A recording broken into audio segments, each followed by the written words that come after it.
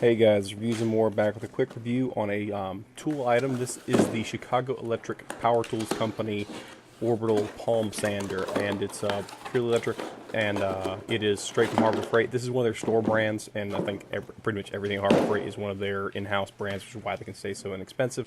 So this is a Harbor Freight based tool.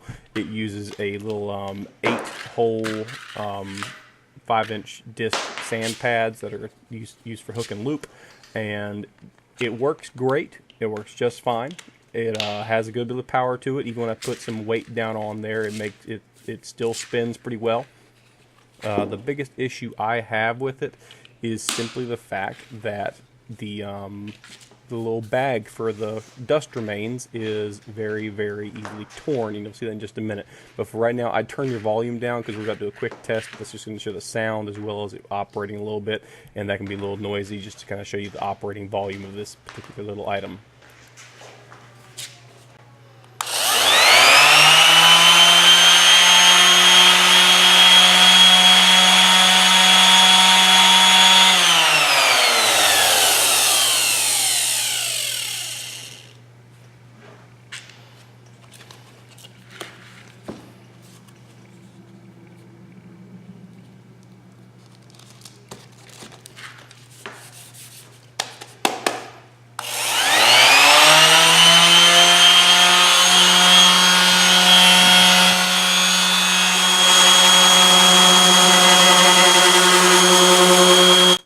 Alright, now that noise is over. The price of the item is about $31 plus tax, and there's also the 20% off coupon.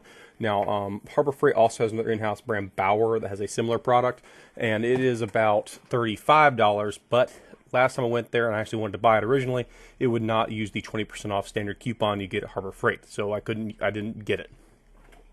I got this less expensive model, and I kind of regret it now, simply because the bag broke like day one. You'll notice here, if you're watching this video take place, you'll see me applying varying levels of pressure on the pad, seeing how much it slows down, and it does slow down a little bit. I think if I'd gotten that almost a full amp larger, it wouldn't quite mess up or slow down quite as much. But the real loss here was the fact that the bag in the back for the dust just burst. So I mean, it was like I didn't even realize it was broken until I did a secondary test on it.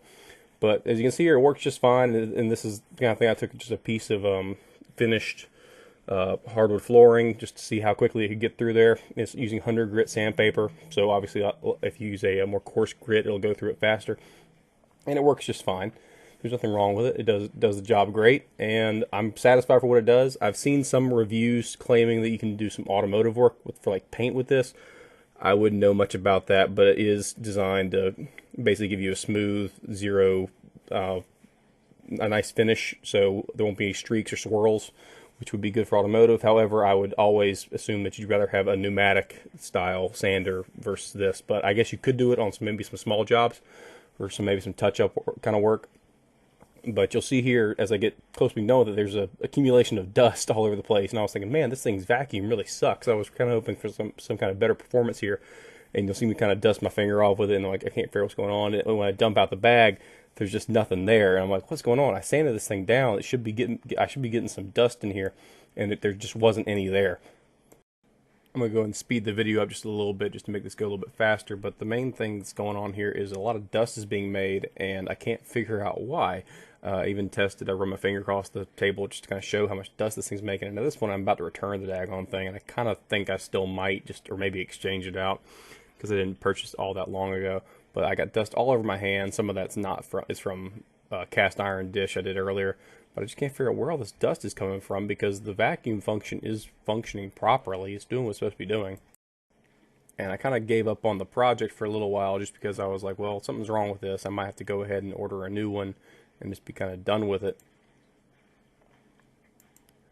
But if you just wait just a moment, you'll see the subsequent test that I do, and you'll see me try to dump out there should be a fair amount of dust in here just from doing this little bit of just basically stripping off the stain from this hardwood floor panel.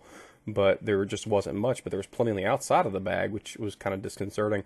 And the big issue here is this is a quality control issue from Harbor Freight, and this is the price you pay for very inexpensive tools. They work just fine. It's just on the kind of the ends, you don't necessarily see what's wrong with them. So you see almost nothing dumped out of there that wasn't already on the table. And I'm trying to just figure out if there's any suction, something's just wrong with it.